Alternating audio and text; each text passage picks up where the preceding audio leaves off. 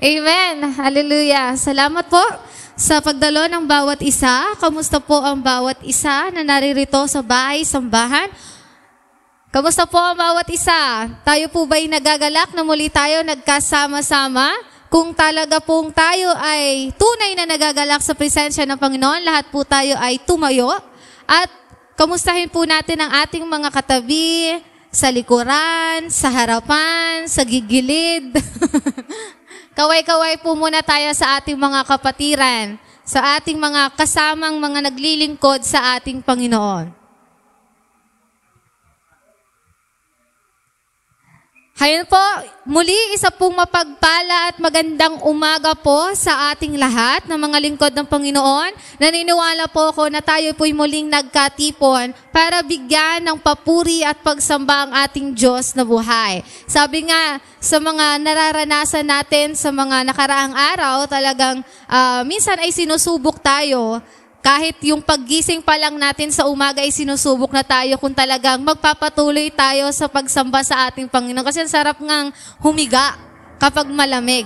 Ang sarap talagang parang humilata na lang at parang gawin na lang yung mga kanya-kanya nating gawain sa bahay. Pero dahil tayo ay mga Kristiyano at dahil tayo ay mga mananampalataya ng Panginoon, nandito tayo upang magsama-samang magpuri at sumamba sa Kanya. Amen po ba?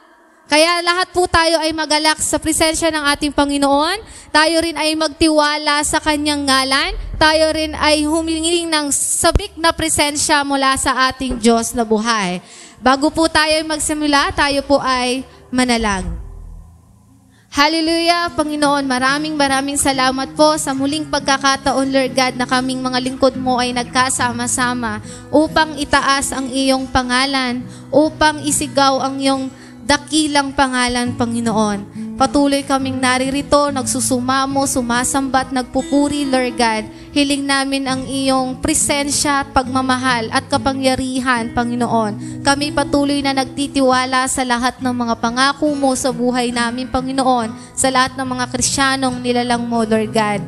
Naniniwala kami, Lord God, na sa araw-araw ng aming buhay ay ang pangako mong hindi mo kami iwan kailanman ay matutupad hanggang sa kami, Panginoon, ay nabubuhay sa mundong ito.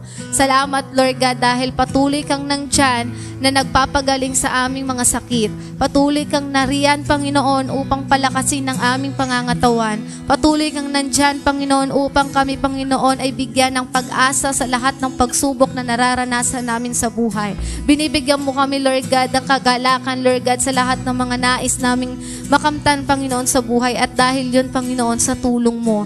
Dahil, Panginoon, kami ay nagtitiwala sa iyo. Dahil, Panginoon, kami ay naniniwalang meron kaming Diyos na buhay. Meron kaming Jesucristo sa buhay namin, Panginoon. Kaya, Lord God, patuloy mo kaming samahan sa araw-araw. Patuloy mo kaming samahan sa umagang ito hanggang sa matapos, Panginoon, ang lahat ng mga gawain namin. Kung paano kami, Lord God, magbigay, Panginoon, ng serbisyo, ng pagpapala at pagsamba sa iyo, Panginoon. Tulungan mo ang bawat isa, lalo na, Panginoon, ang mga wala pa rito na makarating, Lord God, ng ligtas. Ang mga kananayan, ang mga katatayan, Panginoon, palakasin mo ang kanilang mga paa, ang kanilang pisikal na pangangatawan upang kahit sa kalagitnaan, Panginoon, ng kanilang edad ay makarating pa rin sila dito, Panginoon. Tulungan mo ang mga mananampalataya mo, Lord God, na bigyan sila ng lakas, bigyan sila ng kasipagan na makarating at tunguhin, Panginoon, ang iyong bahay-sambahan. Dahil, Lord God, kulang ang buhay namin kung walang mensaheng nanggagaling sa iyo. Kulang ang buhay namin kung meron kaming isang linggo, Lord God, na hindi kami makasasamba sa iyo, Lord God. Kaya lalo mo kaming pag-alabin, Lord God, lalo, Lord God, mas lalo kaming manabik sa presensya mo, Panginoon, sa araw-araw. Lord, maraming salamat sa lahat ng biyaya mo, sa mga pagpapala mo.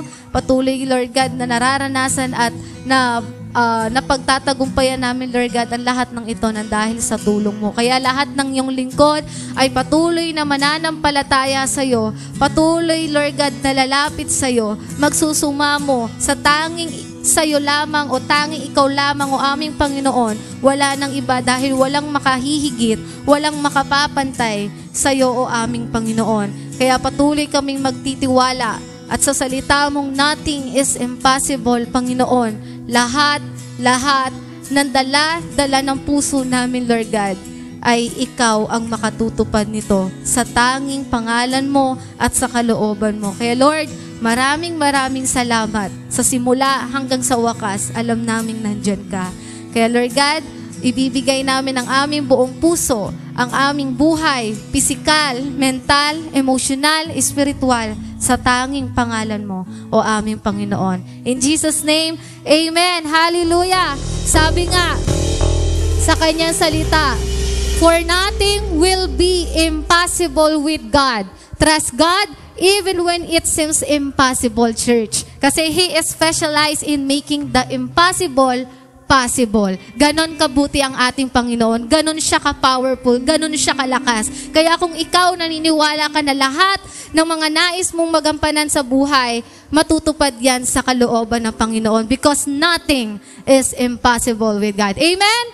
Tayo po ay manampalataya sa ating Panginoon. Tayo po ay sumigaw ng galak, papuri at pagsamba. Hallelujah! To you, I can do anything. I can do all things. Cause you gives me strength.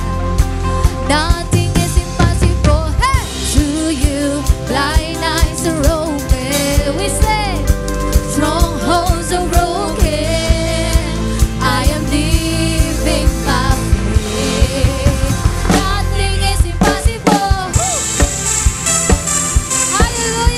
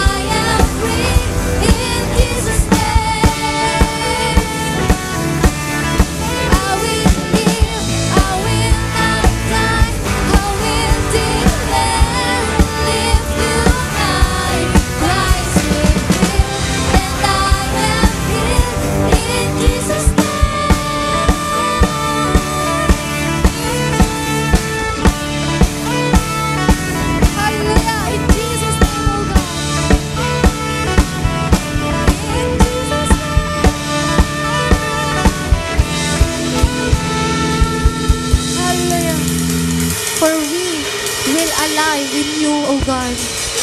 Because you are God who always fighting for us.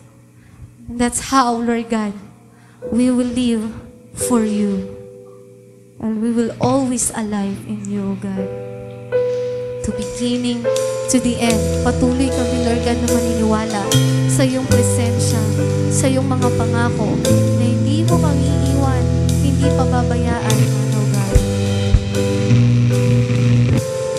Patuloy kang nandyan, Panginoon, sa buhay ng bawat isa.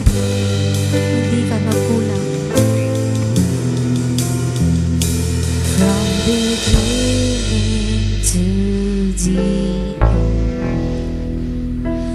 all my life is in your hand. This whole world may hold me down, but it can never down you down. I'm not merely flesh and bone. I was made for something more. You are God, you're the great I am. Bread of life, I bring you in. Even in the fight, I'm alive in you. You are strong in my brokenness, sovereign over every step. Even in the fight, I'm alive in you.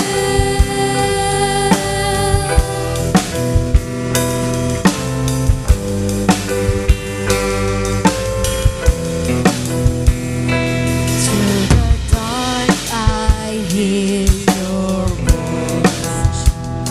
Rising up, I will rejoice. For I was lost, but now I'm found. 'Cause even death can hold you down. You are God, you're the great I am. Bread of life, I bring you in. Even in the fight, I'm alive in you. You are strong in my brokenness, soaring over every step. Even in the fight, I'm alive. Oh yeah, you are God, you're the great I am. Even in the fight, I'm alive in you. You are strong in my brokenness, soaring over every step. Even in the fight, I'm alive in you.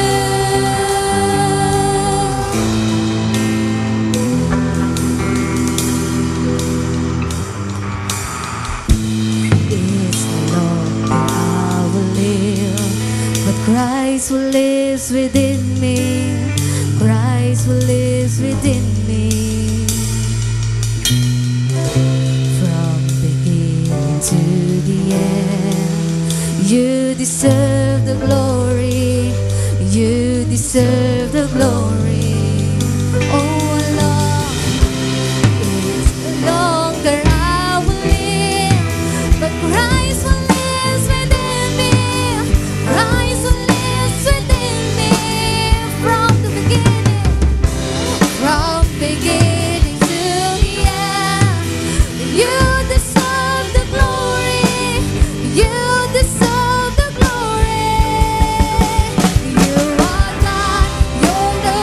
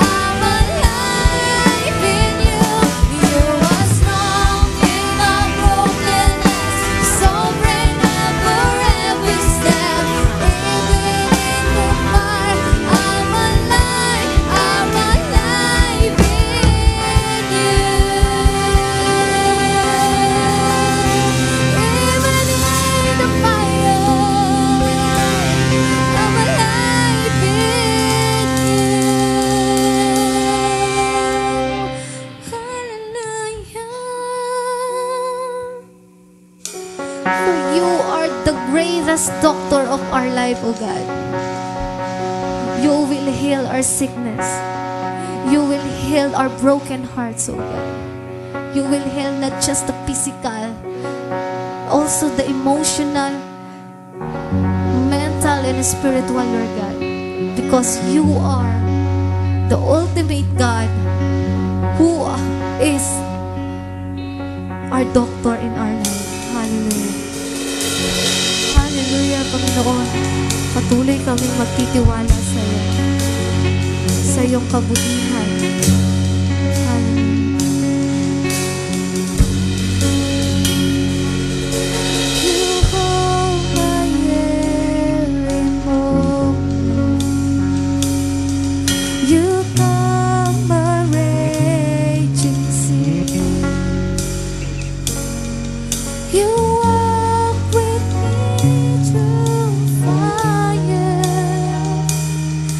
And heal on my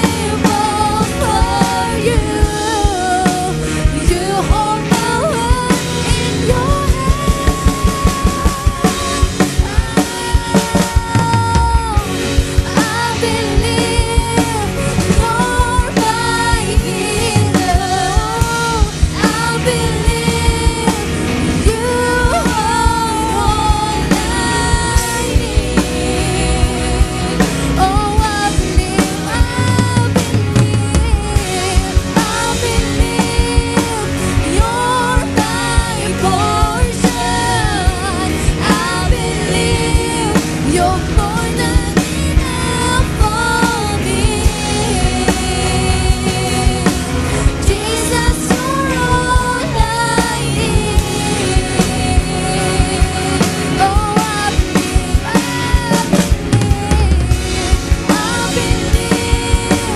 you're my healer. I believe you are all I need. Oh, Jesus, I believe in you. I believe you're my portion. I believe you're more than enough for me. Jesus, you're all I need. You're more than enough for me.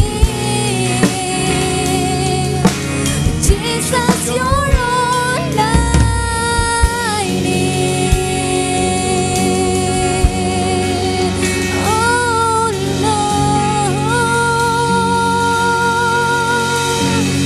Oh, healer. We take you, Lord God. Hallelujah. Hallelujah. Naniniwala kami, Panginoon, ngayon pa lang, pinapagaling mo ang aming buhay. Hallelujah. In Jesus' name, amen. Para po sa ating scripture reading, inanyayahan ko po ang lahat na tumayo para sa pag-alang sa salita ng Diyos. Kung may mga Biblia po kayo, pakibukas po sa Matthew chapter 8, verse 16 to 17. Matthew chapter 6, verse 16 to 17.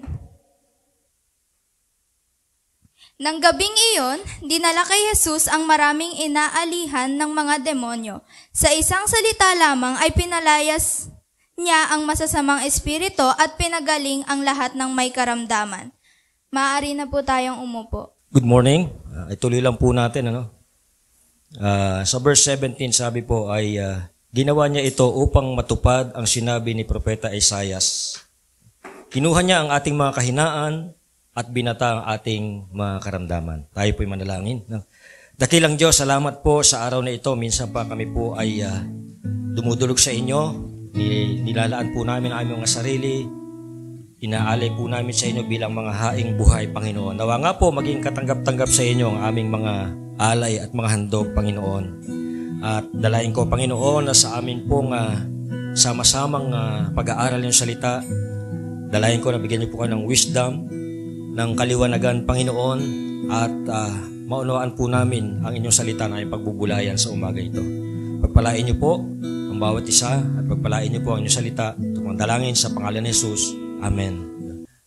Bago ako magtuloy, ay gusto ko lang panoorin natin itong maikling video regarding dun sa kung paano nagsimula ang Christian and Missionary Alliance. Kasi kama ko Sunday ngayon, and it's a good thing na malaman po natin paano ba tayo nag-umpisa. Yan. So panoorin muna natin itong maikling video. The year is 1881. This is you, a 30-something pastor of a prominent church in Manhattan. You have 5 kids, a wife you cherish, and your salary is equivalent to $110,000 in today's dollars. Life is good, but there's an ache in your soul. You are witnessing thousands of immigrants flooding onto New York City's docks every day. About 500,000 will arrive in the coming year, but they aren't being reached with the good news. So, you leave your wealthy congregation to go lead a band of self-described poor, few, and weak believers who share your passion to take the gospel to these new neighbors. You also now have no salary. With 5 kids, this career decision doesn't sit well with your sensible, no-nonsense wife, Maggie, who's incredible, by the way. When our founder, A.B. Simpson, told his wife, Maggie, he was leaving his secure job, she asked, "Where will all of this lead?" 140-some years later, we can celebrate that the question Maggie asked has led to an exponential increase in God's forever family. But let's not get ahead of ourselves. Within a few years of quitting his high-powered pastorate, Simpson started a church in New York City named the Gospel Tabernacle. You know Times Square? The church was right here. Simpson launched an illustrated magazine. There were a couple issues of it. And he founded the Missionary Training Institute, or MTI, now called Nyack College, located in the heart of Manhattan. It's beautiful. He also wrote a couple books. Well, a lot of books. And now today, the Alliance ministers throughout the United States in more than 2,000 churches and 38 languages. But what about outside U.S. borders? In 1884, Simpson commissioned the first missionary team from MTI to take the good news to the Congo. Over the next 37 years, 30 Alliance missionaries would sacrifice their lives in bringing the gospel to Africa. Yet today, the Alliance churches in the Democratic Republic of Congo minister to more than 1 million believers. And across Africa, there are now more than 2.25 million people worshiping Jesus in Alliance churches. In Latin America, it was a challenge to gain a foothold for the gospel due to ongoing persecution and rampant tropical disease. On a visit to the region, Simpson nearly lost his life to illness, but said the experience helped him understand the dangers our pioneer missionaries faced. There are now more than 379,000 Alliance believers in 20 countries. With pioneering efforts in the Transjordan beginning in 1890, there are now more than 100 Alliance churches across the Middle East. Today, the Alliance is the largest evangelical church in Syria. In the late 1890s, Robert A. Jaffrey left his family fortune to serve in China, French Indochina, and Indonesia. Jaffrey pioneered across the Asia-Pacific region to advance Christ's kingdom, but these efforts weren't met with a warm welcome. In 1900 in China, the Boxer Rebellion resulted in the massacre of 21 Swedish CNMA missionaries and 14 children. Their sacrifices and that of Alliance workers who persevered in ministry in the decades following resulted in the good news reaching the far corners of the continent. Today, there are more than 2.4 million Alliance believers across Asia, with over 1.3 million in Vietnam alone. In North and Central Asia, as of 30 years ago, missionary work was illegal. And when the Alliance entered Mongolia in the early 1990s, there were just 3 known believers. Recently, the Alliance-related network of churches celebrated its 20th anniversary. 18 additional fellowships are now part of this network. In gospel-resistant Europe, the Alliance is seeing spiritual breakthroughs in Spain, Germany, France, Portugal, Italy, the Netherlands, Bosnia, Kosovo, Montenegro, the UK, Ireland, Poland, and Ukraine. But that's not all. We have teams serving in places so dangerous, we can't name them here. But we can celebrate that one minority people group now has its first church with 20 new believers. Now, let's go back to Maggie. Where will all of this lead? She asked. Was it worth it? Did it matter? I think you can answer that question yourself.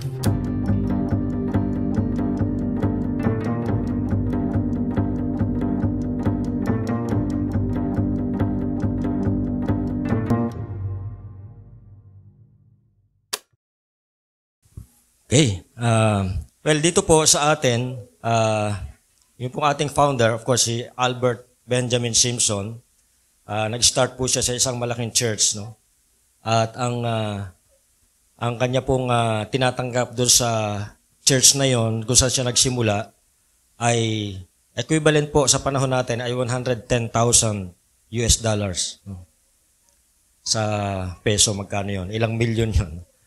Pero iniwan po niya yon para magsimula ng isang movement, no? At ang tanongan ng asawa niya, no? Ganun ang mga asawa, no? Parang ang sinasabi, tanong ng asawa niya, saan tayo pupulutin ito? No? Where will this, saan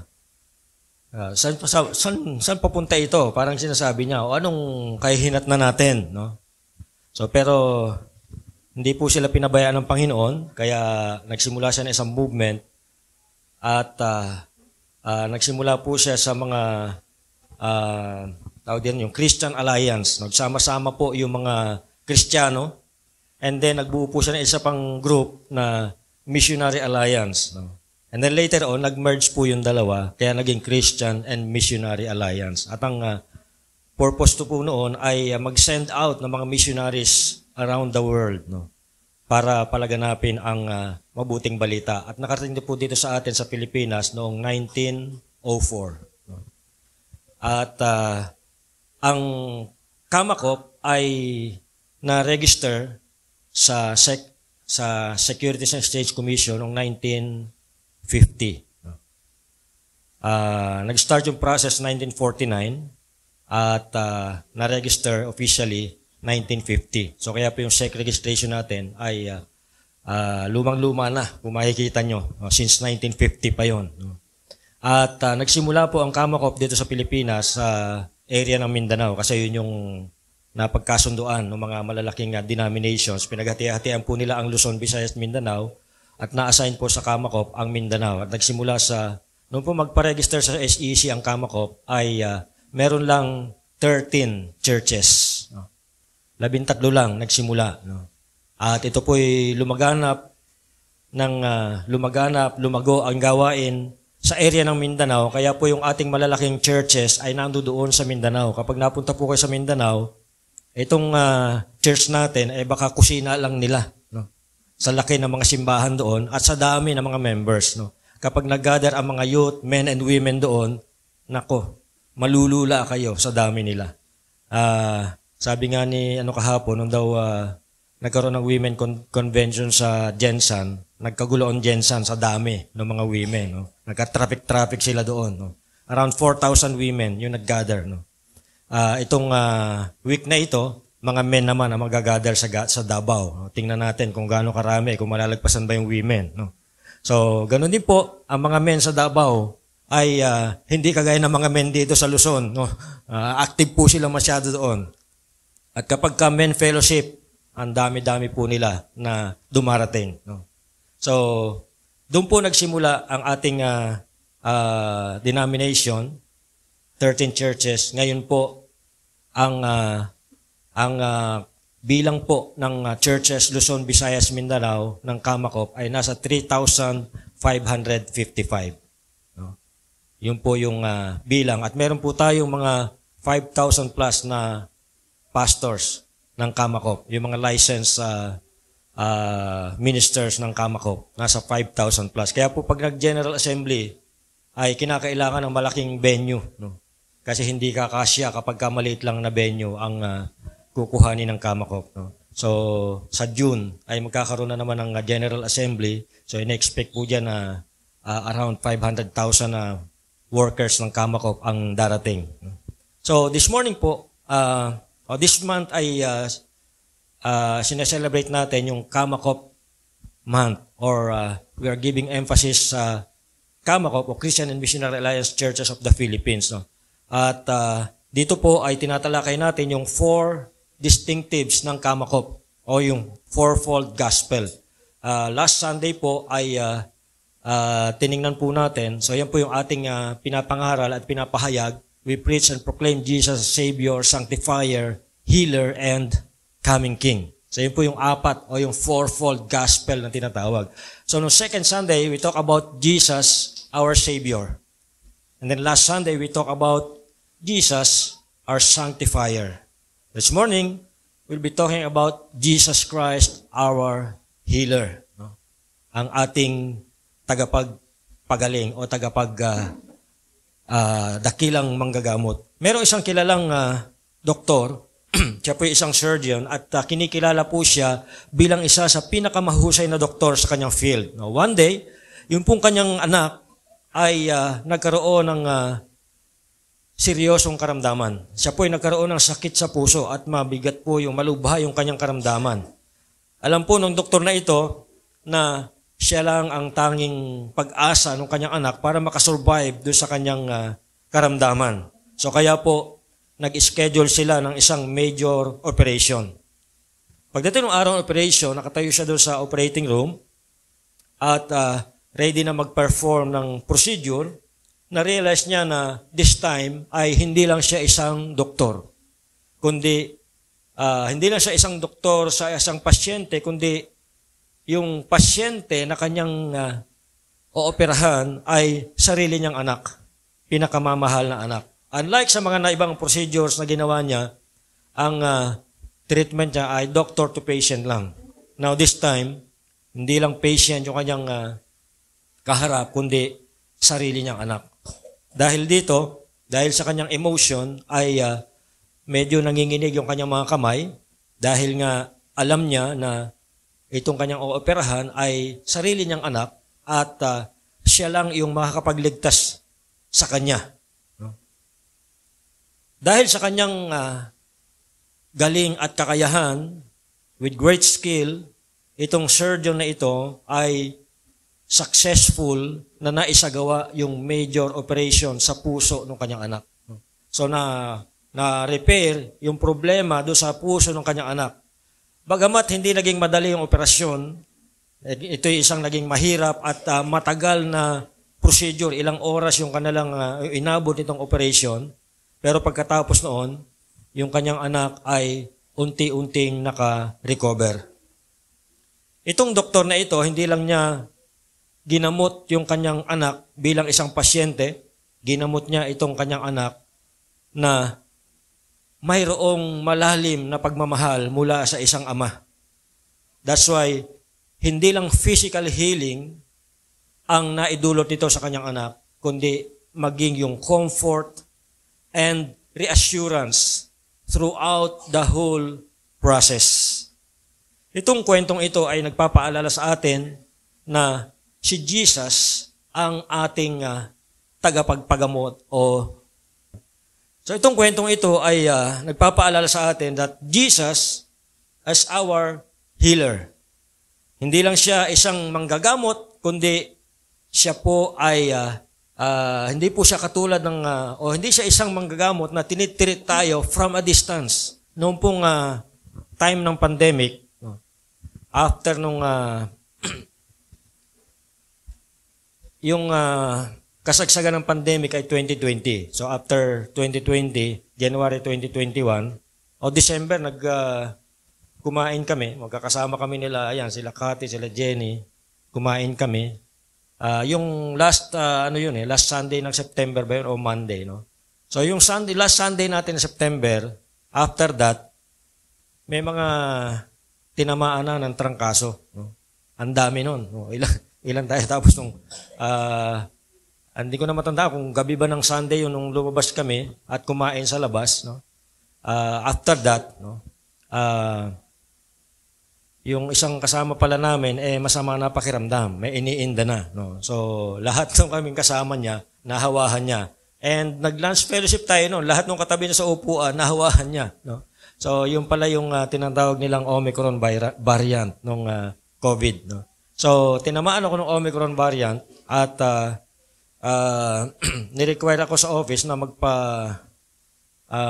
antigen test, no? At lumabas dun sa after 3 days nung tinrangkaso ako, so nawala yung naglat, so pumasok na ako. So akala ko lang yun, trangkaso lang yun, no? So yung admin assistant ko, nahawahan ko, no? So nadamay pa siya, no? So ni-require ako ng office na magpa-antigen test. So lumabas doon sa antigen test na positive. Although wala na akong lagnat, so nag-positive ako doon sa COVID test. So yun nga yung Omicron variant. So merong isang unit owner doon sa condo na inoferan ako ng consultation, online consultation. So from a distance, no, magkalayo kami, nagpa-consult ako doon sa doktor, no? Nilibre ako ng isang unit owner para magpa-consult doon sa doktor, no? So tinitreat niya ako from a distance, no? Magkalayo kami, nasa Makati siya, nandito ako nasa bahay ako. So nag-uusap lang kami online, no? Video call, no? So tapos ayun, in-interview niya ako through video call, no? Si Jesus sa pag-treat niya sa atin, ano man ang ating iniinda, hindi siya katulad nung online doctor na tinitreat niya tayo from a distance. Tinitreat niya tayo sa present siya. Nasa tabi natin siya, kasama natin siya. So, Jesus is not just a physician who treats us from a distance, but like the surgeon in the story, katulad nung doktor sa kwento kanina, Jesus heals with the heart of a father. He came to heal us not only physically, but also spiritually and emotionally. At kapag nagpagaling siya, ginagawa niya ito with compassion, with love, and care. Dahil alam niya exactly kung ano yung kailangan natin. Kaya naman, kinakatagpo niya tayo where we are. Ano man yung sitwasyon natin, ano man yung kailangan natin, kinakatagpo niya tayo doon. Katulad ng doktor kanina, na siya lang ang tanging makapagpapagaling doon sa kanyang anak, Jesus is the only one who can heal the deepest part of our lives. Our broken hearts, our emotional wounds, ano man yung mga sugat sa ating puso ay kayang pagalingin ng Panginoon. And even our relationship with God, kaya niyang ayusin ito. His healing touch is personal. And He offers it to us. Sa lahat po sa atin, ino-offer niya itong healing na ito. Ang Christian and Missionary Alliance Churches of the Philippines ay ipinapangaral natin, isa sa pinapangaral natin, Jesus Christ is our healer. Itong distinctive na ito ay nag-uugat mula sa Biblia o sa mga banal na kasulatan at sa mga karanasan ng di mabilang na mga mananampalataya na naka-witness at naka-experience nitong healing touch ng Panginoong Hesus. Jesus, as our healer, not only brings physical restoration, but also emotional and spiritual healing. The truth of Jesus as healer is anchored in His atoning work on the cross and His compassion for the broken. So, ito na nga tayo. Ayan na. Point number 1, Jesus' healing ministry is central to His mission. Sa verse po na binasa kanina ni Micah, Matthew 8:16-17, sabi doon, nang gabing iyon, dinala kay Jesus ang maraming inaalihan ng mga demonyo. Meron ba yan? Bakit ayaw na?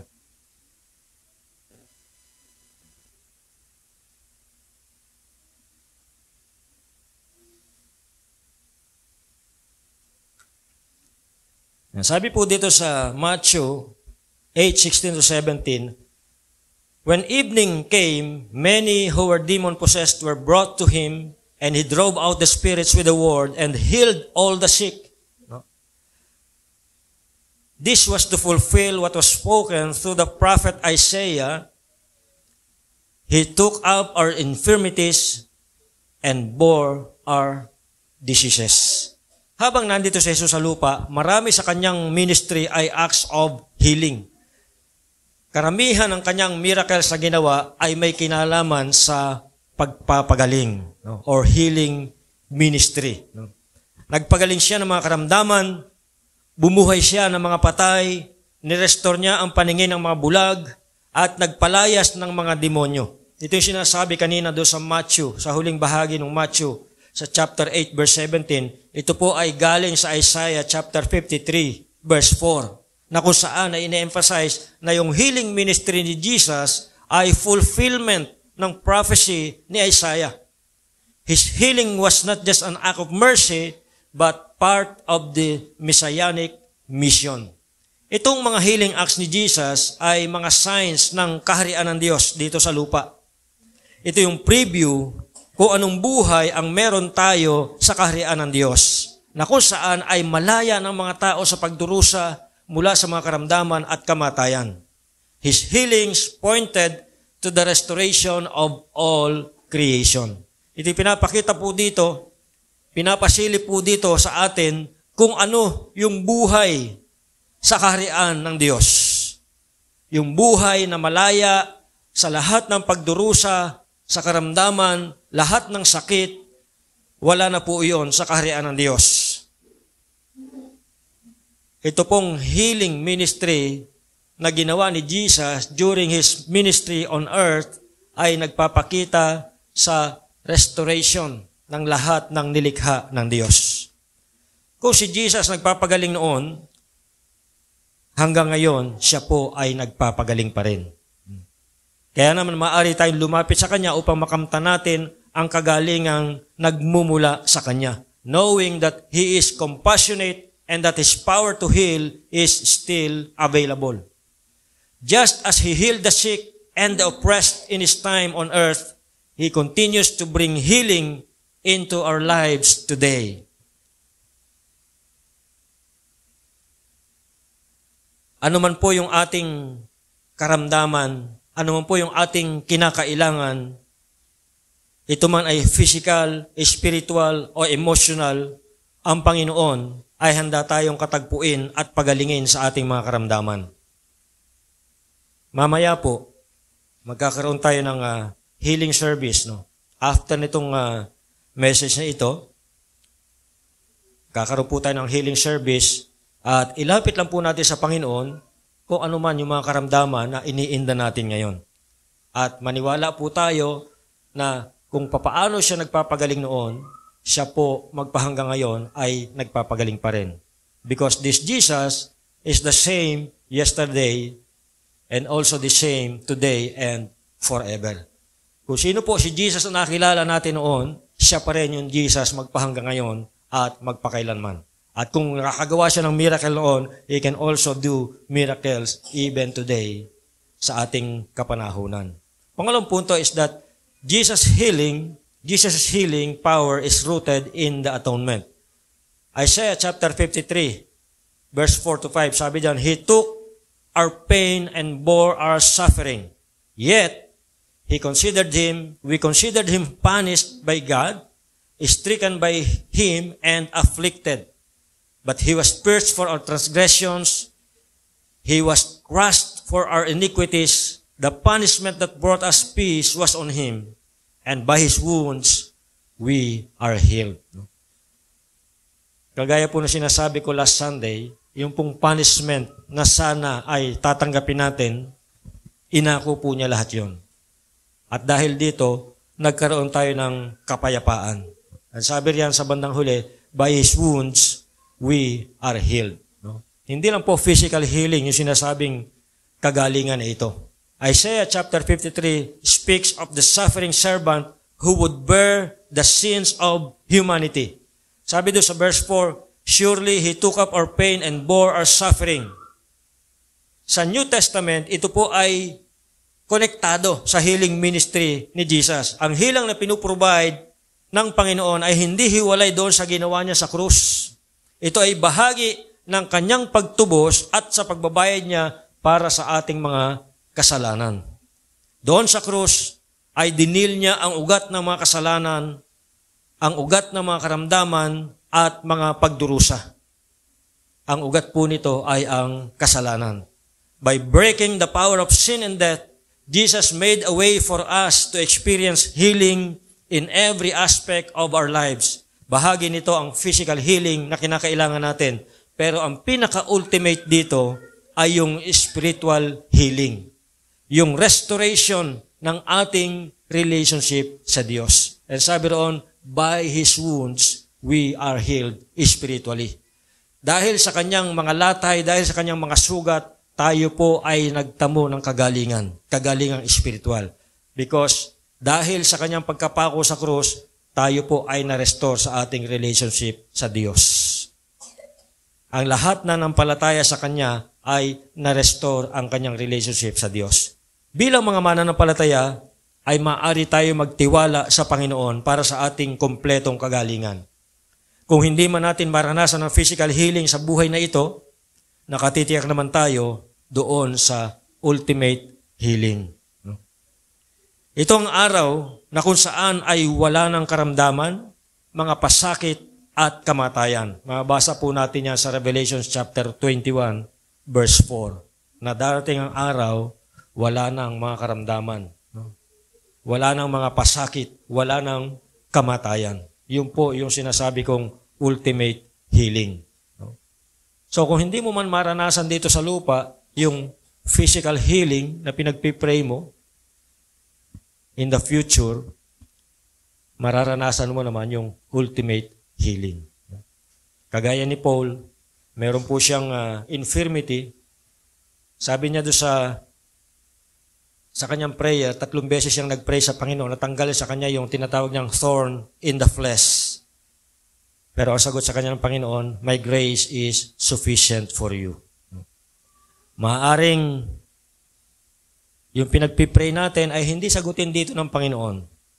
But we can be sure na ultimately, pagdating ng panahon, tutugunan niya ang lahat ng ating prayers and needs. Dahil sa piling ng Panginoon, wala nang lahat yung karamdaman na yan. Sumasakit ba ang mga tuhod mo? Balakang? Nirarayuma ka ba? Pagdating mo sa kaharian ng Diyos, wala nang rayuma. Hindi mo na kailangan ng efficacent oil.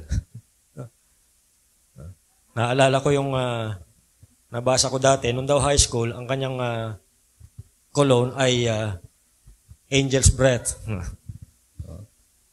Nung nagkaedad na, iba na ang kanyang cologne. Efficacent oil na. So, siguro iba sa atin ay maraming iniindang mga karamdaman.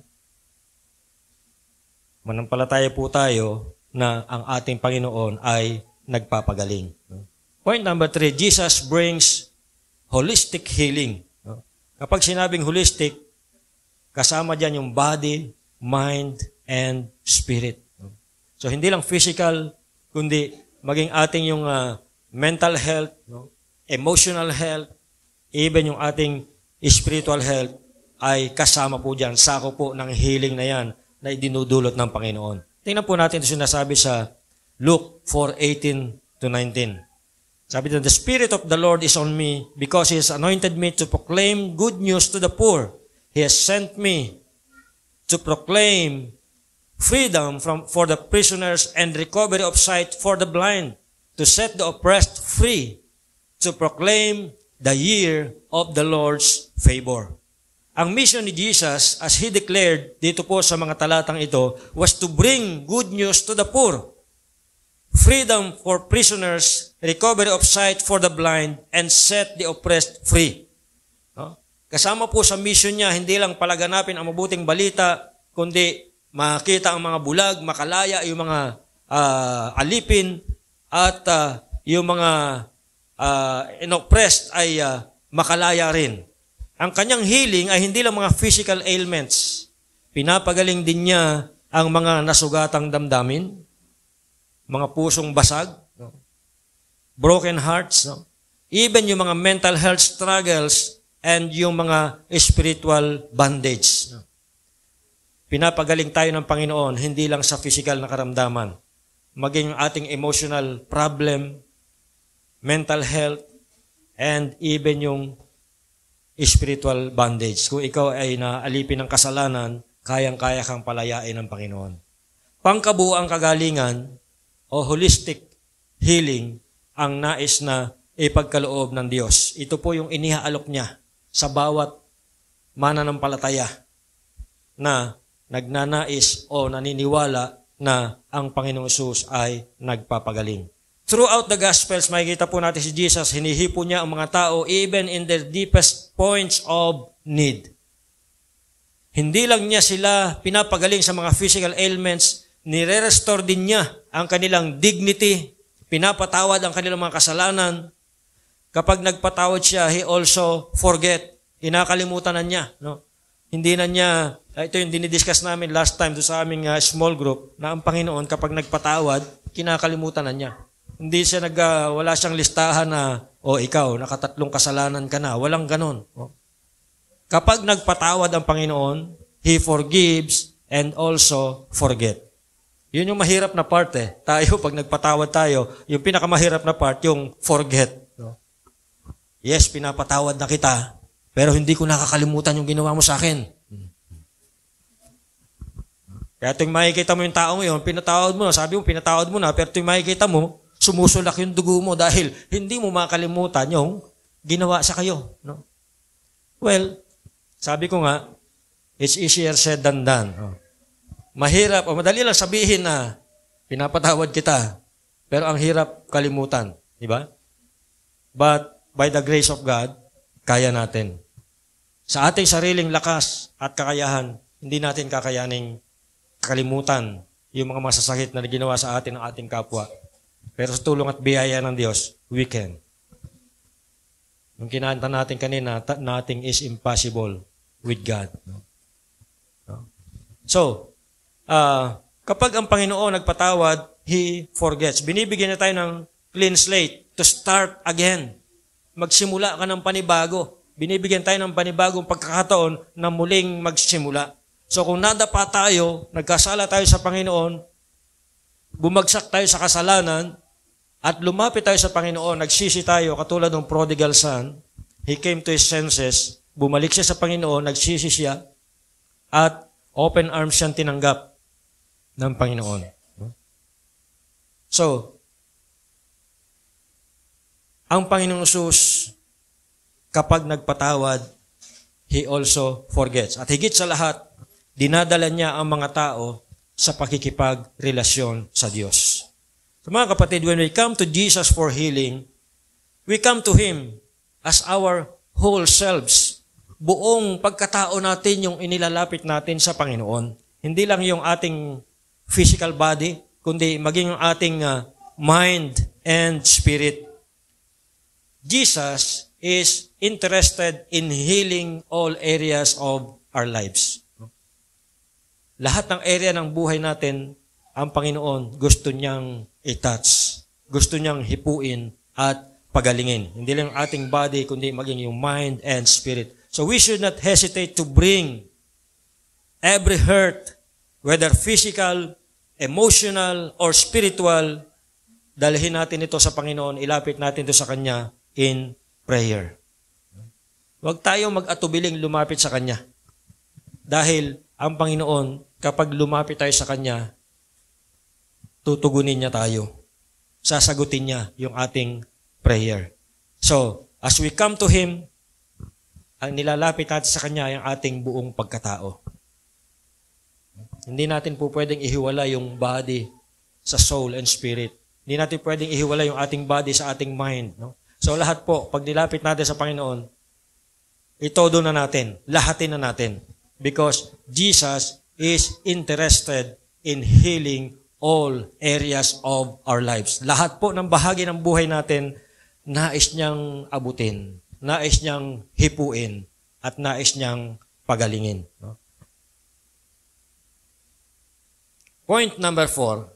Jesus invites us to participate in His healing ministry. Sa James chapter 5:14 to 15, sabi riyan, is anyone among you sick? Let them call the elders of the church to pray over them and anoint them with oil in the name of the Lord. And the prayer offered in faith will make the sick person well. The Lord will raise them up. If they have sinned, they will be forgiven. Ang church po, tayo na mga Kristiyano ay tinawag upang ipagpatuloy ang healing ministry ni Jesus. Diyan po sa James chapter 5, yung elders of the church, ang instruction po sa kanila is to pray for the sick and anoint them with oil in the name of the Lord. There's no something special in the oil. Wala pong magic doon. Bakit ina-anoint ng oil? Ito pong oil kasi ay simbolo ng presensya ng banal na Espiritu. Ano sabi doon? The prayer offered in faith will make the sick person well. Gumagaling ang may karamdaman kapag ipinagpipray ng may pananampalataya. So sa ating paglapit sa Panginoon, dapat po ay meron tayong pananampalataya. Maniwala tayo na siya ay kaya na tayong pagalingin. So, ang instruction po doon ay anoint them with oil. Pinapakita po dito na ini-empower ng Panginoon ang kanyang mga anak. In this case, yung pong mga elders sa church. Pinapakita po diyan na ini-empower ng Panginoon yung mga leaders sa church to pray over sa mga may sakit. At sabi doon, the prayer offered in faith will make the sick person well. So kapag nagpray po tayo sa may sakit, mag-expect po tayo ng healing. Baka nagpe-pray tayo, pero hindi tayo naniniwala, gagaling kaya talaga ako nito. No? Sabi sa Bible, it is impossible to please God without faith.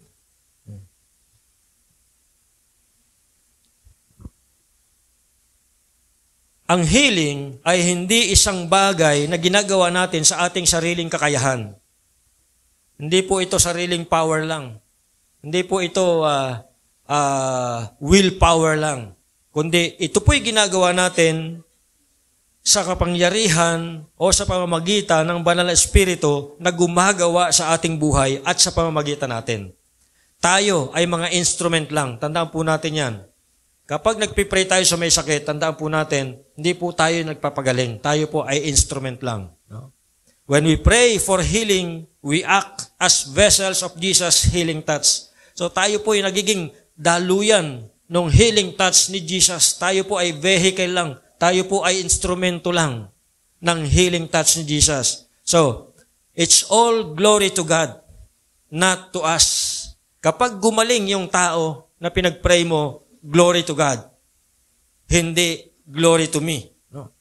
So, kung gumaling yung pinag-pray natin, ang credit at glory ay hindi sa atin, kundi sa Panginoon. Lagi po natin itong tatandaan.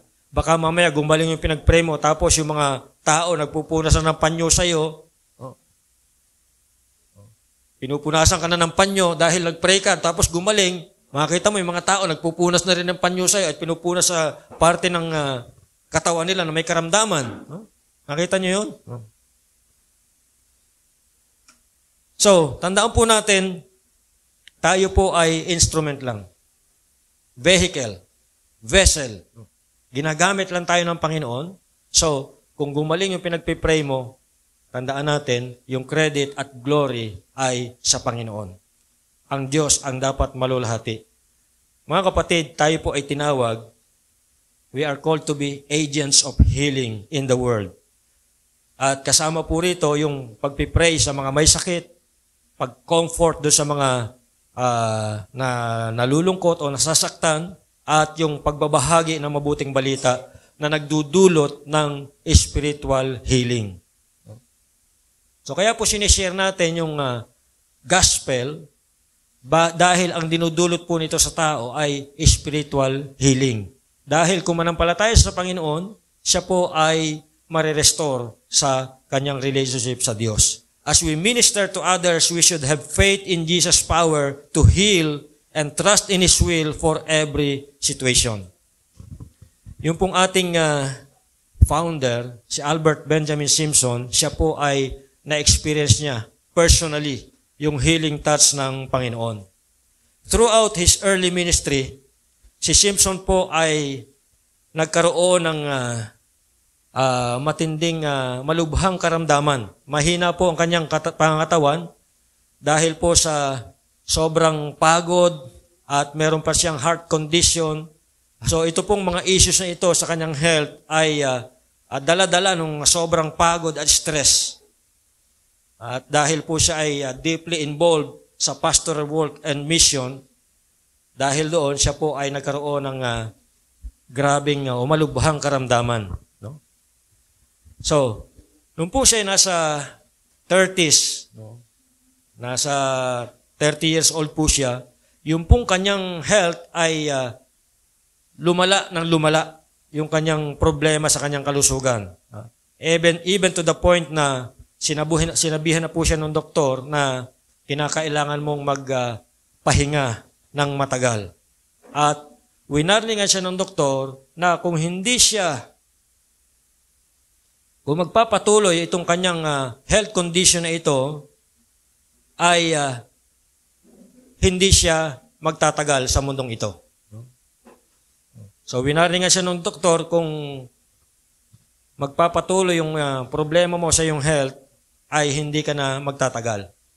So yung turning point po, noong 1881, si Simpson ay naka-attend sa isang gathering na kung saan ay napakinggan po niya yung katuruan patungkol sa divine healing. Dahil dito, na-inspire po siya doon sa idea ng healing sa pamamagitan ng pananampalataya sa Panginoon Jesucristo. At siya po ay nagsimulang mag-pray, mag-meditate sa banal na kasulatan at nag-focus po siya doon sa mga passages na nagsasabi patungkol sa healing. Katulad ng Matthew chapter 8 verse 17. No? Itong text natin kanina, sabi doon, He took our infirmities and bore our diseases. Now, during this period, siya po ay ikinumit na niya yung kanyang buong buhay sa Panginoon. Sinurrender na niya yung kanyang will o yung kanyang kagustuhan at kiniklaim po niya yung healing through faith in Christ. Pagkatapos po nitong spiritual encounter na ito, na-experience po niya yung immediate result ng kanyang prayer and meditations.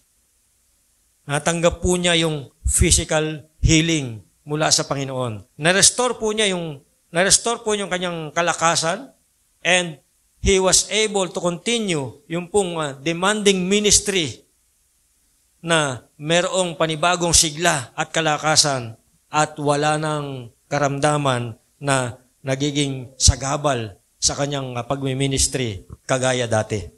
Itong healing na ito ay nagpatibay dahil sa kanyang paggaling sa kanyang karamdaman, ito'y nagpatibay sa kanyang paniniwala na si Jesus ay hindi lang Savior, but also the healer. Dahil dito, sa kanyang personal experience na ito po ay naging ito pong healing ministry ay naging isa sa mga cornerstone ng kanyang katuruan at teolohiya. Nagsimula po siyang mangaral ng fourfold gospel, yung Jesus Christ, Savior, Sanctifier, Healer, and Coming King. Si Simpson, lagi pong naka-incorporate sa kanyang ministry yung healing services. So every time magpipreach siya, hindi po mawawala yung healing service. Sa ibang mga kamak of churches po, every first Sunday, meron pong communion. Pagkatapos po ng communion, healing service. No? Hindi natin madalas nagagawa ito, pero sa kadahilan ng ang aking memory ay hindi nakagaya noon. No? So, sana sa mga susunod nating communion, every after communion, magkakaroon po tayo ng healing service. Paalala sa akin kapag nakakalimutan ko. No? So, kaya mamaya, sisimulan natin, magkakaroon po tayo ng healing service. So, itong si Albert Benjamin Simpson, laging naka-incorporate sa kanyang ministry yung healing service kung saan nagpipray po siya sa mga may karamdaman at sinishare niya yung mga testimonies of divine healing. Naniniwala po siya na ang healing ay bahagi ng ginawa ng Panginoong Jesus doon sa krus ng Kalbaryo. At ito po ay ma-access natin through faith. So yung paggaling ni Simpson sa kanyang malubhang karamdaman ay naging pivotal moment. Hindi lang na-restore yung kanyang kalusugan, kundi nakatulong din ito upang mahubog yung kanyang theology and mission ng Christian and Missionary Alliance. Ito po ay nagpapakita na yung ating paniniwala sa kasalukuyang panahon sa kapangyarihan ng Diyos na magpagaling ay nag-lead sa Christian and Missionary Alliance na magbigay ng o bigyang diin o bigyang emphasis yung divine healing as key aspect of faith. Jesus Christ is our healer, not only in the physical sense but also in every aspect of our being. Yung kanyang healing ministry ay bahagi ng kanyang mission na nag-ugat doon sa kanyang ginawang sakripisyo sa krus. At ito po'y nakapaloob dito yung whole being ng isang tao. Yung pong hilang ni sinasabi ni Jesus ay nakapaloob dito yung buong aspeto ng pagkatao natin. So sa ating paglapit sa Panginoon, let us approach Jesus with faith. Maniwala po tayo, manampalataya tayo na siya'y may kapangyarihang magpagaling at dalhin po natin itong mission na ito, yung mission of healing sa ating komunidad, sa ating mundo. So, sa umagang ito, nais ko po kayong anyayahan na dalhin natin sa Panginoon kung ano man yung ating kinakailangan na healing. Ito ba'y physical? Ito ba'y emotional? Ito ba'y spiritual? ilapit natin sa Panginoon. Let us commit to praying for others also na nangangailangan ng healing, trusting in Jesus' power to heal. And let us reflect on the healing that comes through the cross and how it transforms your life, offering you peace and restoration. So tayo po'y tumayo at aanyahan ko po yung ating music team para i-lead ulit tayo doon sa ating worship song kanina, yung healing. You hold my every moment. You calm my raging seas. You walk with me through fire and heal all my disease.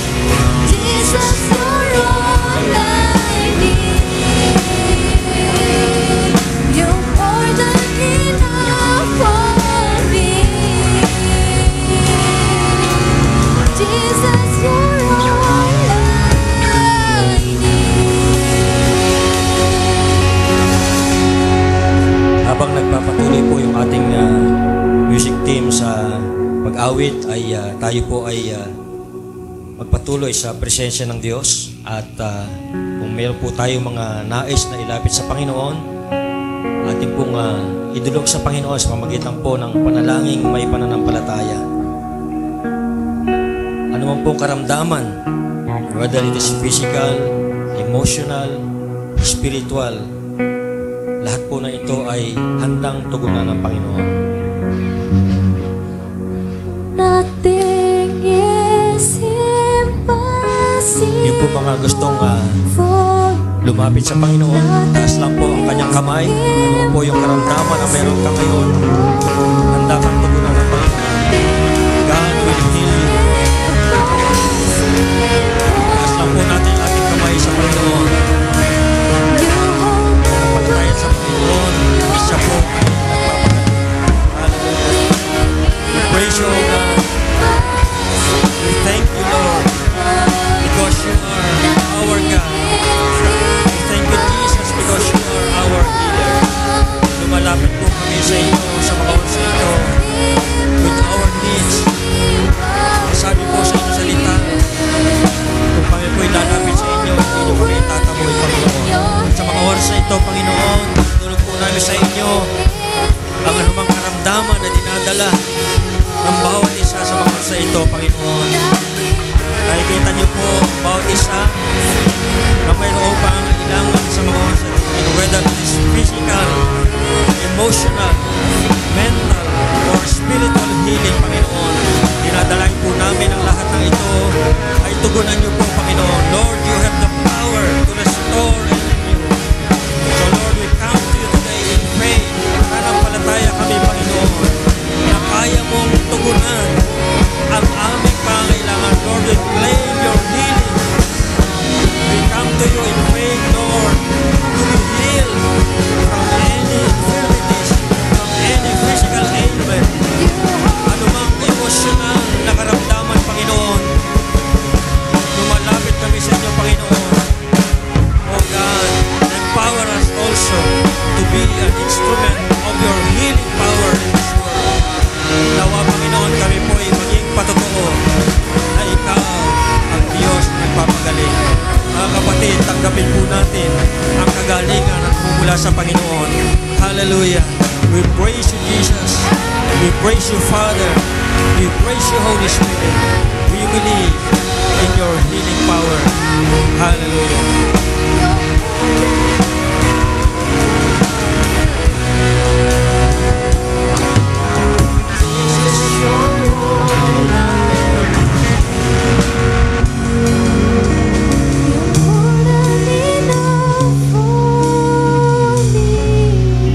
Panginoon, tinatanggap po namin ang kagalingan nagmumula sa inyo sa mga oras na ito. We declare healing sa lahat po ng nangangailangan ng kagalingan sa mga oras na ito. Salamat po, Panginoon, dahil alam po namin na kumikilos ka sa buhay ng bawat isa. Help us to trust in your will. Andalain ko, Panginoon, gamitin niyo po kami bilang mga instrumento ng inyong healing power sa mundong ito, Panginoon. Salamat po. Itong aming dalangin sa pangalan ni Jesus. Amen. Morning po sa ating lahat. Tayo po ay darako sa ating offering, tithes and offering sa umagang ito. May babasahin po ako sa 2 Corinthians chapter 8, 1-3. Sabi po doon, ibig ko ibalita sa inyo, mga kapatid, ang iglesia ng pag-ibig ng Diyos sa mga iglesia sa Macedonia. Dumanas sila ng matinding kahirapan at ito'y isang mahigpit na pagsubok sa kanila, at sa kabila ng kanilang paghihikahos, masayang-masaya pa rin sila at bukas ang palad sa pagbibigay. Verse 3, sila'y kusang loob na nag-aabuloy, hindi lamang ayon sa kanilang kaya, kundi higit pa. Yun po yung sinabi ni Paul sa sinirnilat siya. Nung sinulat niya sa Corinthians, kinikwento niya yung about doon sa mga churches sa Macedonia, kung paano sila magbigay. Nakaranas din sila ng kahirapan, mga pagsubok, pero hindi po yun naging hadlang sa pagbibigay nila para sa gawain ng Panginoon. Tinutuloy pa rin nila. Hindi lang doon sa kaya nilang ibigay, kundi hinihigitan pa nila. Kaya po sa mga oras na to, sa ating pagbibigay, kung ano man yung kaya natin, wag lang tayong hanggang doon. Pwede nating i-maximize pa. Kasi sa grasya po ni Jesus, we are living grace. At the same time, giving na tayo eh. Kapag lumalagpas tayo dun sa 10, na ma-maximize pa natin, mas marami pa. Kaya sa time ng Macedonia, bakit sila binibless? Kasi yun yung kanilang heart. Kaya po sa umagang ito, kung ano yung kaya nating bigay natin ng masaya sa ating Panginoon. Sige po, tayo po tumayo at ibigay po natin yung ating kaloob para sa gawain ng ating Panginoon. Amen. That we love the Lord is by giving. Amen. And we're going to sing a song about giving, and it's got some hand motions, and I want you to join with me, okay? Will you do that? Here we go. Watch me. Give, and it will come back to you. Good measure, pressed down, shaken together, and running over. Give, and it will come back to you. When you give to the Lord. Help me out now. Here we go. Give, and it will come back to you. Good measure, pressed down, shaken together, and running over. Give, and it will come back to you. When you give to the Lord. Give Him love. Sige po, tayo po'y manalangin. Salamat Lord sa umagang ito. Salamat sa magandang panahon. Salamat sa buong isang linggo na sinamahan mo kami sa aming mga kanya-kanyang trabaho. Sa mga nag-aaral, maging doon sa mga nasa tahanan lang. Salamat Lord. Dahil yung patnubay at gabay mo at proteksyon ay binibigay mo sa amin. At yun ay sapat na sa araw-araw, Lord. Salamat, Panginoon, sa buhay na pinagkatiwala mo sa amin. Sana, Lord, ito ay maging pagpapala rin sa iba. Salamat po sa mga kaloob na aming na-receive, yung mga nakapagbigay. Alam namin na sa pamamagitan ng aming pagbibigay, kagaya sa Macedonia, masaya silang nagbibigay. Hanggang sa panahon namin ngayon, kahit na mahirap man, maraming problema, mga financial problem, ay makakapagbigay pa rin kami ng masaya sa aming puso. Salamat po. Dawa ang mga kaloob na ito ay magsilbing tulong para sa aming gawain sa ikalalago pa ng ministeryo sa lugar na ito. Bless us, Lord, yung mga aming trabaho, mga pinagkakitaan, Lord. Dawa, yung mga kumpanya na nagpapasahod, dawa, patuloy mong i-bless. Ganun din sa mga self-employed, sa may mga negosyo. Give us more sales. Sa ganun, makapag-exceed pa kami sa binibigay namin para sa gawain mo. Salamat, Lord. Tulungan mo kami, baging sa mga nagsisik ng job, Lord. Pray for them na patuloy mo silang samahan sa journey ng kanilang paghahanap ng trabaho. At naniniwala kami kung kalooban mo, walang makapipigil, Lord. Ito ay magiging maayos at payapa. Salamat, Lord. We honor you. In Jesus' name we pray. Amen. Palakpakan po natin si Lord. Good morning po sa lahat and welcome sa ating pananambahan sa umagang ito. At salamat sa inyong presence ngayong umaga. At nawa ay na-bless tayo at na-receive natin yung healing na nanggagaling mula sa ating Panginoon. Amen po ba? Amen. So, hindi lamang healing sa ating physical, kundi sa ating spiritual and emotional at lahat-lahat na. Okay, and then nagpapasalamat ako sa lahat po ng mga leaders sa araw na ito. Sa ating scripture reading, si Micaela Ogmerga. Sa call to offering naman, si Pastor Vlad Venus. And then, ang speaker natin na nag-preach about healing sa pangatlo na, no? Pangatlo. Okay, pangatlong Sunday. Si Pastor Rafi Malang. And sa next Sunday naman po ang ating scripture reading si Myrene, and then sa ating call to offering si Sister Lemmy Venus. Salamat din sa ating praise and worship team, sa ating song leader at the same time siya rin ang nag-call to worship, si Teacher Monica Fernandez, ang kanyang backup si Vanessa Asas, ang guitarist natin si Jermaine at si Joseph, sa bass naman si Rovic, keyboardist natin si LJ. At salamat din sa ating drummer na little boy, Jasper Taton. At ang nag-devotion kanina si Ate Leisure Galito. Okay. Next naman ang ating prayer meeting every Wednesday at 8 p.m. Di ko lang alam kung tuloy tayo dahil wala ang ating... tuloy daw tayo. Kahit wala si Pastor. Kasi siya eh. Punta siya sa Dabao's for men's conference.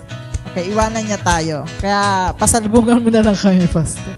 Okay, and then Youth Connect every Saturday at 5 p.m. para sa boys, and then Sunday naman 5 p.m. I think wala sila mamaya kasi merong youth. And then Children Sunday School, wala muna po tayo ngayon sa pagbibigay na daan para sa ating Zone 2 Youth Fellowship. Okay. Salamat pala sa nag-sponsor sa atin, sa youth natin, no? Sa children natin, si Jen Rose Vasquez. Okay. Zone 2 Youth Fellowship, ang team nila ay Ayonyos. Ngayon na po yan, mamaya, at 1 p.m. ang kanilang assembly time. Speaker nila si Pastor Jonathan Lakila. So, ang venue ay dito po sa NCA. Registration fee na 20 pesos only. So, sa lahat ng mga youth dyan, attendance is a must. Okay. Next. Ayan po. Para naman po sa mga women. So, ang Southeastern Luzon District, AWP or Alliance Women Philippines, ay magkakaroon po tayo ng conference, no? Ang team po natin ay Women of Influence. Speaker po natin si DMS or District Ministry Supervisor natin para sa ating CELD ay si Reverend Noel Erese. Ang date po nito ay sa October 5, 8 a.m. hanggang 12 noon lang naman po ito. So, ang venue natin ay sa Paul College of Leadership, Concord Street, Gate 1, Brookside Hill Subdivision, Cainta, Rizal. So, malapit lang po ito dito sa atin, sa pagkatapos lang ng junction. So, ini-invite ko po ang lahat ng mga women. Mag-save na po tayo ng paunti-unti, 250 pesos.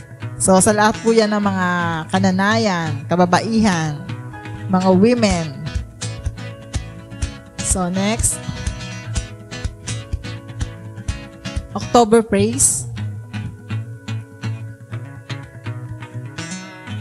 October Praise, ito po ay isang music seminar. Ang date nito ay sa October 26. Concert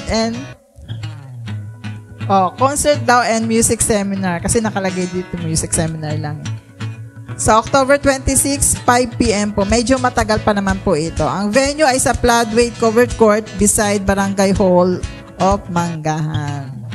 So, happy birthday sa mga nag-birthday. So, nung nakaraan, belated happy birthday kay Jeffrey Domdom. Happy birthday. And then sa 24, si Charmaine Amador. Nag-celebrate na siya kahapon, advance.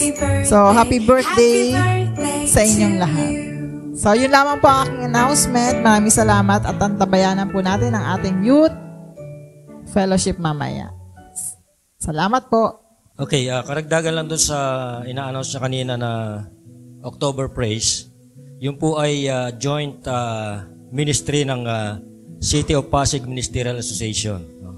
At ito po ay isang worship celebration with the music seminar. So, merong non-stop worship and then magkakaroon ng break para doon sa music seminar. So, yun po ay kasama po doon si Butch Charbet. Siya po ay isa sa mga papuri singers.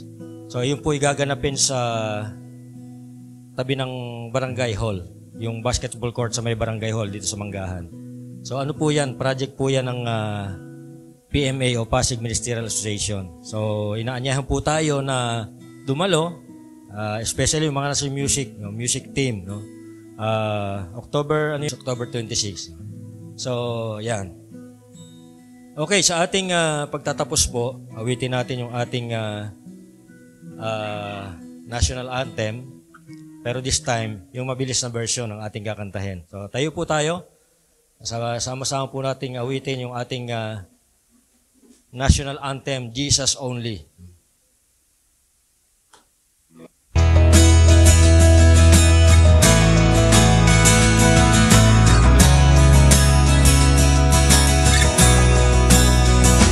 Jesus only,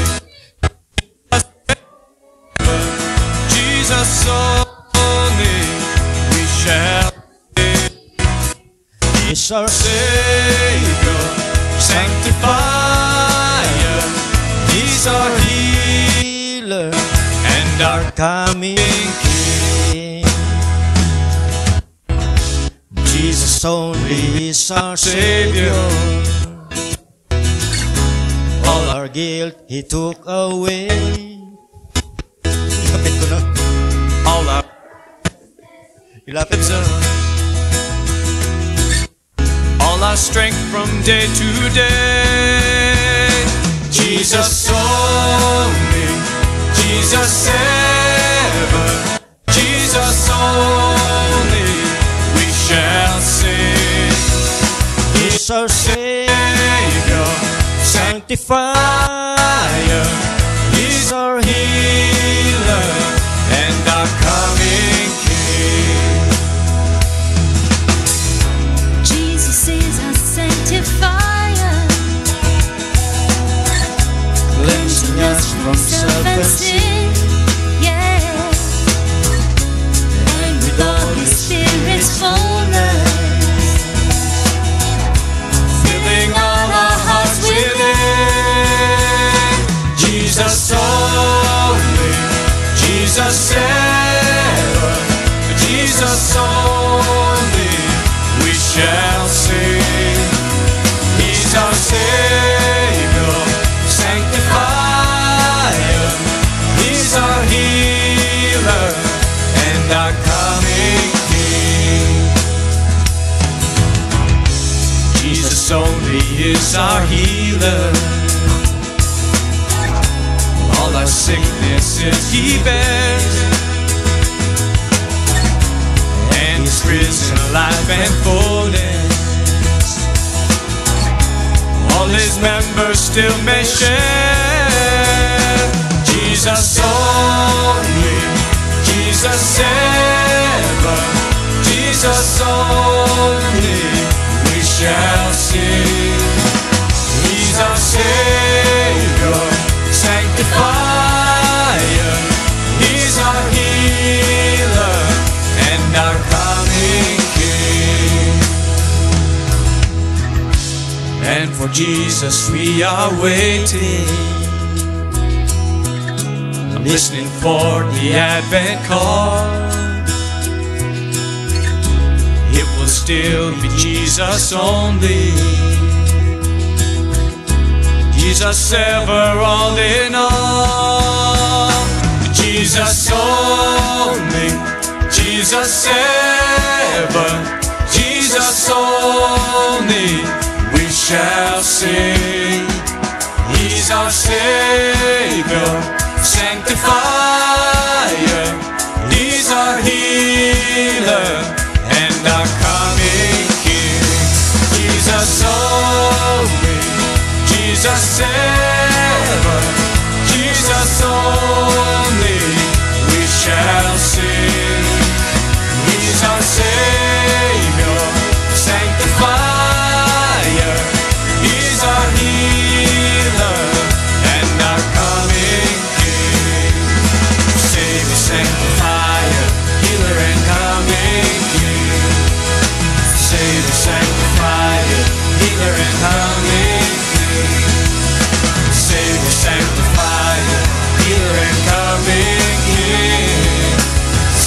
sanctifier, healer and coming King. Hallelujah. Tayo pimanalangin. Salamat po, dakilang Diyos. Pinupuri ka namin sa natapos naming gawain sa araw na ito. At tunay nga po, Panginoon, na kayo po ang aming dakilang manggagamot. At anuman pong karamdaman ay kaya niyong pagalingin, Panginoon. At patuloy po kaming dumudulog sa inyo. Tinataas po namin, mga kapatiran po namin na dumaranas sa mga karamdaman.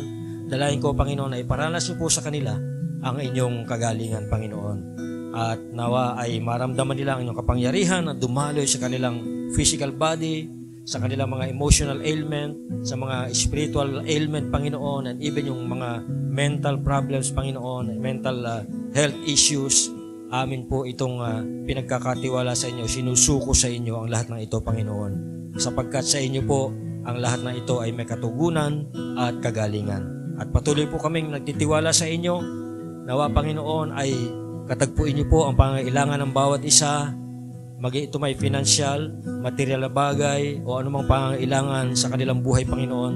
Sa inyo po namin ito pinagkakatiwala, isinusuko, at nananampalataya na kayo po ang tutugon sa mga ito, Panginoon. Salamat po sa mga answered prayers, sa mga nakaraang araw, Panginoon. Tunay nga po na kayo po ang Diyos na tumutugon sa panalangin. At nakita po namin at napatunayan sa aming buhay kung paano niyo po tinutugon ang aming mga panalangin. Nagpapuri po kami, Panginoon, dahil kayo po ay hindi nagfa-fail sa pagsagot sa aming mga prayers, Panginoon. At dahil dito kami po ay puno ng pasasalamat sa aming mga puso, Panginoon. At ikaw nga po ang patuloy naming itinataas sa aming buhay. Nawa nga po, patuloy kang mahayag sa pamamagitan po ng aming mga buhay. Pagpalain niyo po ang bawat isa at nawa nga po sa aming pansamantalang paghiwa-hiwalay, dalayin ko na patuloy niyong iingatan ang bawat isa at pagkakalooban ng lahat ng pangangailangan. Ipagkakaloob sa atin ang Diyos Ama at ni Jesucristo ang anak niya ang paglingap, habag at kapayapaan sa pamamagitan ng katotohanan at pag-ibig. Amen. Amen. Amen. Amen. God bless you all. Magandang tanghali sa inyo lahat.